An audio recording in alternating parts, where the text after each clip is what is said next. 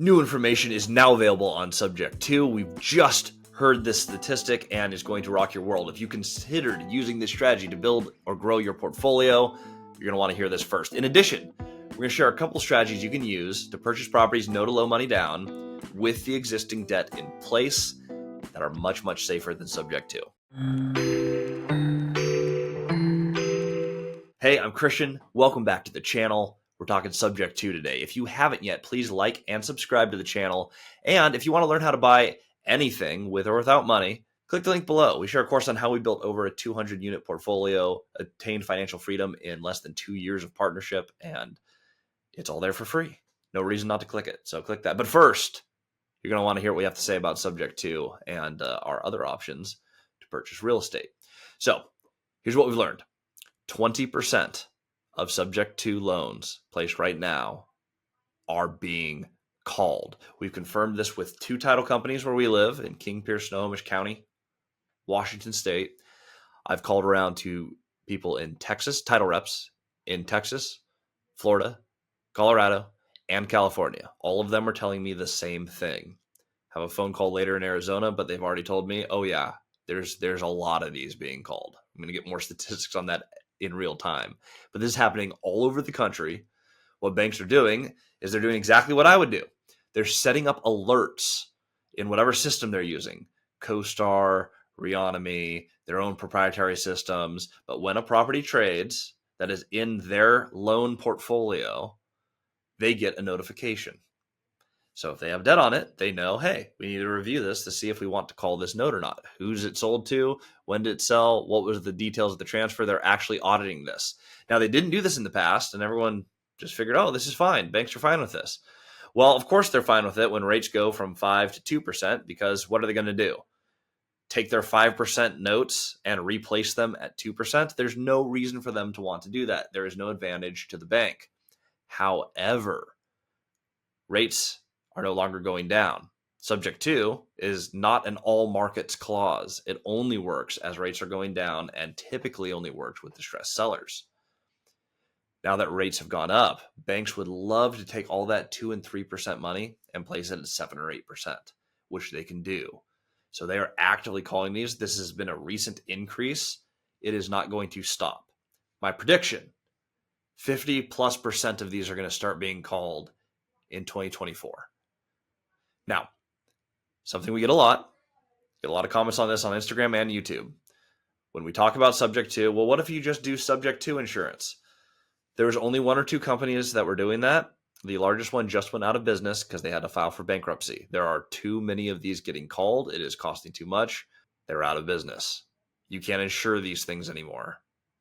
It's getting wild out there. Some of the most prolific people who talk about this method have had multiple notes called. It's happening. Now, what a lot of people will say is, oh, well, all you have to do is just deed it back and then put together a lease option. Problems there. 1, excise tax. When you trade it back, you're going to get taxed on the trade. Number 2, your deal probably, if you did Subject 2, it probably only worked if you got their existing debt.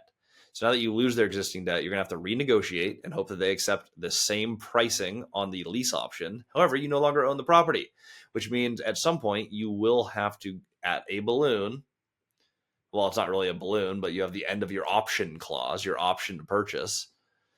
You're going to hit that deadline and you're going to have to get debt wherever rates are at. You don't know if your deal is going to work. You don't know for a fact that you're going to be able to own this property anymore. And you had to completely renegotiate and pay money. Getting your note called is not a strategy to own and keep your real estate. So how would we work around this? Because we're seeing these get called left and right. This is not going to stop. Subject 2, as a strategy for the foreseeable future, is dead. Throw it out. This is not something that belongs in your portfolio. Let's talk about options, though.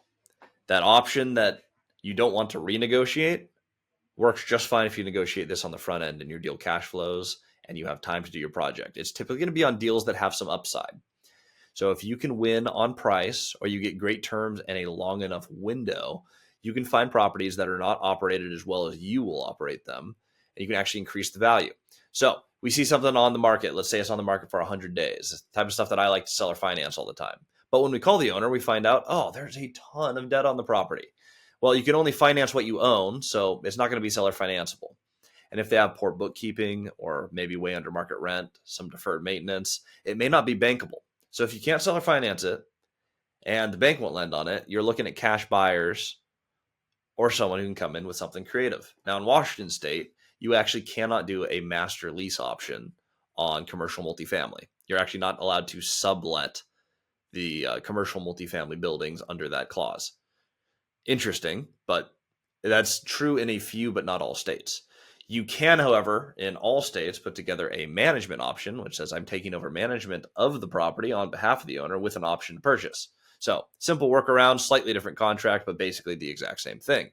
What you're doing is you are taking control of the property, setting a price, and giving yourself time to finish the project.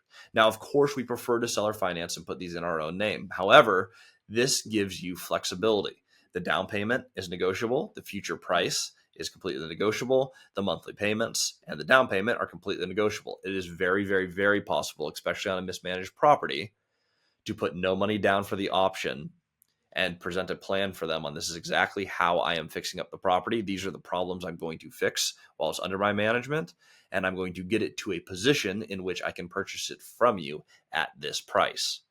That does not always require a down payment, and certainly does not require a large down payment to execute. These can be fantastic tools and is a way around existing debt. If the deal does not work and is not seller financeable, but you have a clear path to get it there, this is a way I like to put it as think of it as a little flag on the calendar. If we're putting some flags in for how we're going to grow our portfolio over time.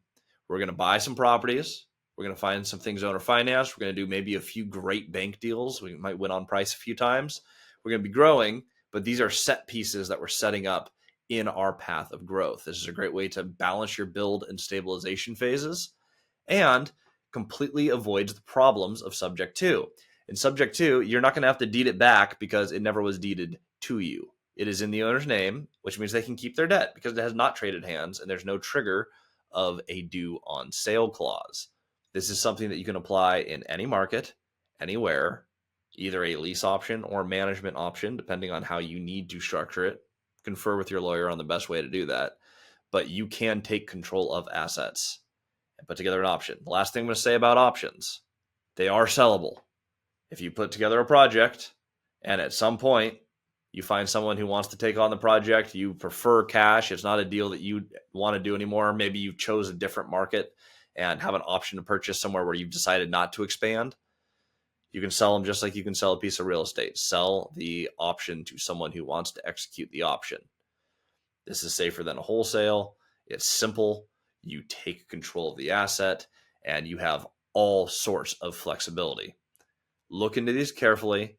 They're options. You can use these instead of subject to. So if you're trying to get creative, your two main things you're looking at is it owner financeable, or is this something that we're going to put an option to purchase and knock out the project?